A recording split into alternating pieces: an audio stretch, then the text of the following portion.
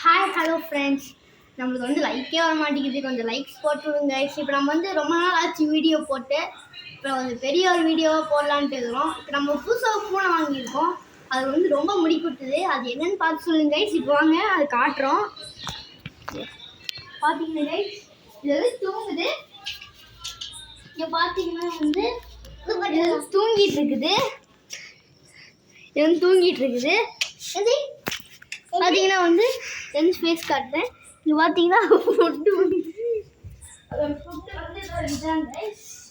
பார்த்தீங்கன்னா வந்து ஃபுட்டு கொடுக்குறேன் பாருங்க. இது பாருங்க நல்லா சாப்பிடும்.